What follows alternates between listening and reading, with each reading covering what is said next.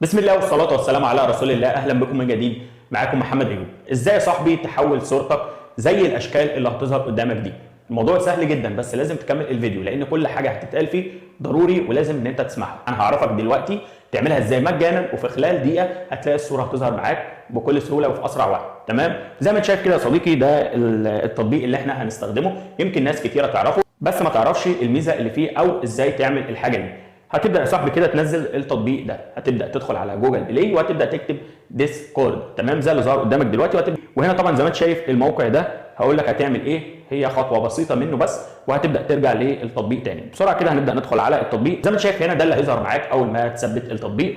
فهنا بيطلب منك ان انت تعمل انشاء لان انت لسه اول مره، فهتبدا تعمل انشاء. هنا بيقول لك تكتب رقم موبايل بتاعك او ايميل. انا مثلا هسجل بالايميل وهبدا اكتب كده اي ايميل من اللي عندي، ايوب مثلا، ايميل مثلا بالشكل ده كده، وهبدا اعمل نيكست. هنا طبعا فوق بيقول لك اكتب اليوزر نيم بتاعك، فهبدا اكتب مثلا وليكن محمد 95. تمام؟ وهنا هبدا اكتب باسورد.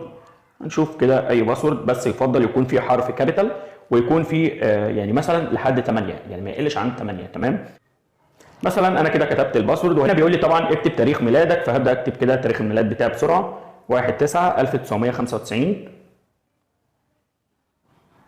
وهبدا اعمل كونفيرم. لازم تعلم على اللي هو اي هاف وتبدا تعمل كرييت الصور اللي فيها تفاح مثلا زي دي كده، وهبدا اعمل تاكيد.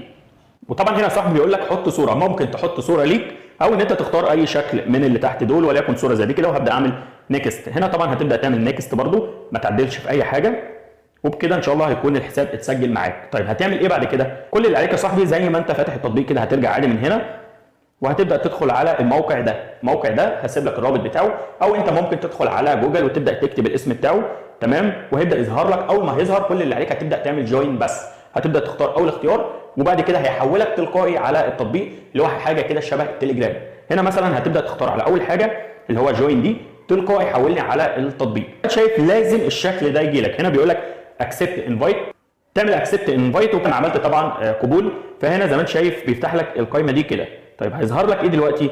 هيظهر لك دلوقتي حاجه اسمها نيو.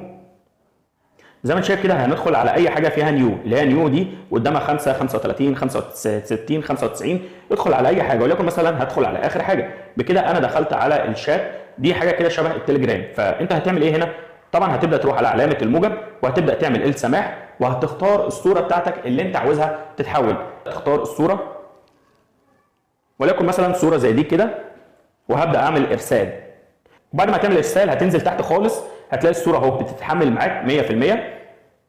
كل ده مش هياخد منك دقيقتين تقريبا، هي دقيقه دقيقتين على حسب النت عندك. تمام؟ زي ما شايف الصوره دلوقتي هتبدا تظهر معايا، اللي هي الصوره اللي انا رفعتها.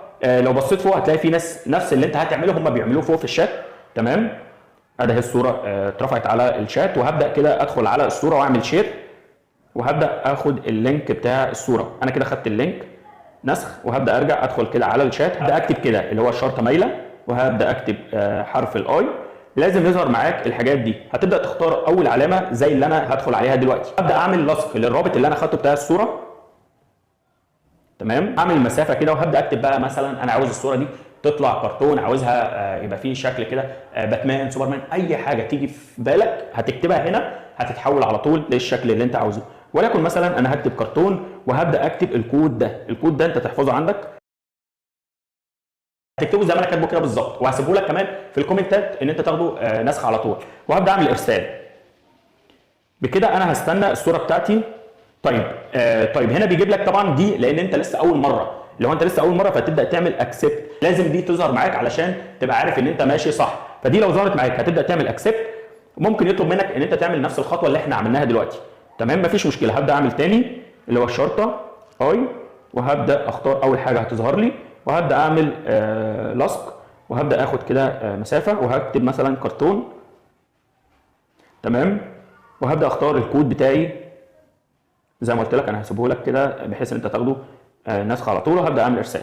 طيب زي ما شايف لازم الصوره بتاعتك، لازم الشات بتاعك ما يتوهش عليك. يعني الشات بتاعك ما يتوهش عليك. هو كده كده هيجي لك ان انت عملت صوره، وهيجي لك اشعار ان الصوره بتاعتك اتعملت، بس يفضل ان انت تدور على الشات بتاعك اهو زي ما انت شايف انا وصلت له. لازم يكون قدامك تبقى عارف هو خلص ولا لا. وطبعا الموضوع كله مش هياخد دقيقه زي ما هتشوف دلوقتي.